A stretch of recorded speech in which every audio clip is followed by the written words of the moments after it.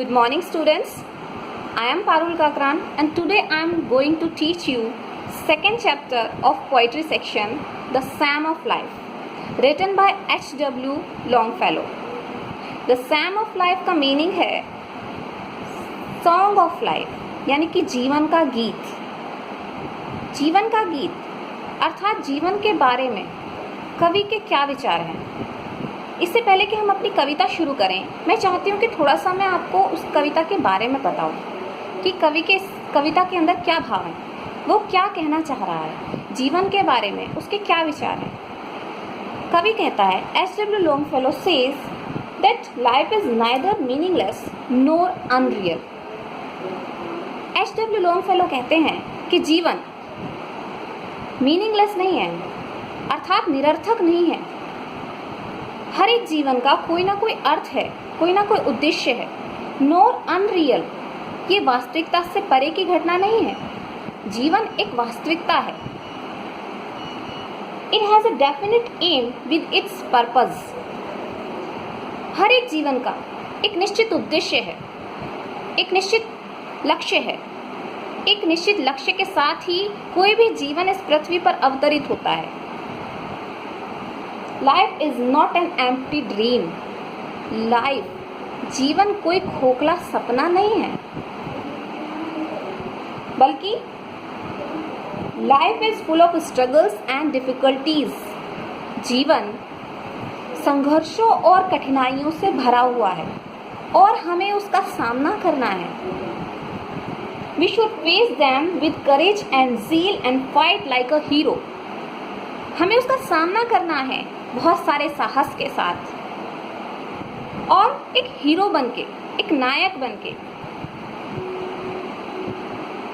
In the battlefield of life, जीवन के युद्ध नामी मैदान में, युद्ध रूपी जो हमारा क्षेत्र है, कवि ने यहाँ पे जीवन को एक युद्ध के मैदान की तरह से माना है।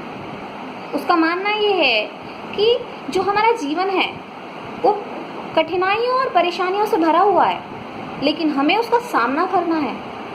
हमें ड्रिवन कैटल्स की तरह नहीं रहना है, हमें हाँके हुए जानवरों की तरह नहीं बनना है, बल्कि हमें नायक बनना है, हमें हीरो बनना है। हीरो बन के हमें उन परेशानियों का, उन संघर्षों का, जो भी हमारे जीवन की परेशानियां हैं, उनका सामना करना है। चलिए हम शुरू करते हैं हमारी poem. Let's start. Life is real, life is earnest. कवि कहता है कि जीवन वास्तविक है। रियल यानी कि वास्तविक है, एंड अर्नेस्ट, गंभीर है। जीवन एक गंभीरता की बात, गंभीर है। And the grave it's not its goal, और कब्र इसका लक्ष्य नहीं है। कब्र अर्थात समाप्ति, समाप्ति इसका लक्ष्य नहीं है। Dust thou art, to dust thou returnest, was not spoken of the soul. ये शरीर मिट्टी से बना हुआ है और एक दिन उसे मिट्टी में ही मिल जाना है, लेकिन ये बात आत्मा के लिए नहीं कही जा सकती, क्योंकि शरीर मिट्टी से बना है, शरीर को मिट्टी में मिलना है, लेकिन आत्मा अमर है। आत्मा शरीर को चेंज करती है। जैसे हम अपने वस्त्र बदलते हैं, उसी तरह से आत्मा शरीर को बदलती है। तो ये बात शरीर के लिए कही गई है, आत्मा के लिए बिल्कुल नहीं कही गई है। Not enjoyment not sorrow, not enjoyment and not sorrow, ना ही तो खुशी और ना ही दुख। इज आवर डेस्टाइन्ड और वे, अर्थात हमारे जीवन का लक्ष्य या उद्देश्य खुशी प्राप्त करना या दुख प्राप्त करना बिल्कुल भी नहीं है। But to act that each tomorrow find us farther than today, लेकिन हर आने वाले कल में हमें आज से बेहतर करने की कोशिश करनी है। जो हम आज कर रहे हैं उससे ज़्यादा अच्छा करने की हमें आने वाले कल में हमेशा कोशिश करनी है। In the world's broad life, broad field of battle, इस संसार रूपी बड़े युद्ध के मैदान में, इन द ब्रेवियस ऑफ लाइफ, जीवन के हर एक पड़ाव पर, be a hero, not like a dumb driven cattle. Be a hero in the strife.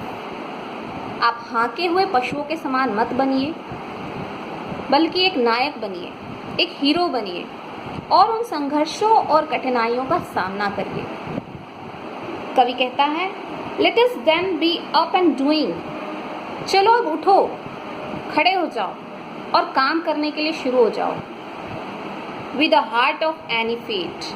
हमारे भाग्य में चाहे कुछ भी लिखा है, हर एक भाग्य के लिखे हुए को प्राप्त करने के लिए Still achieving, still pursuing. Learn to labor and to wait.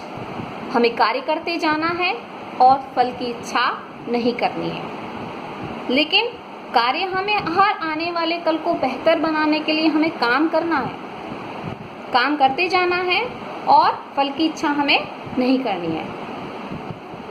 Thank you so much.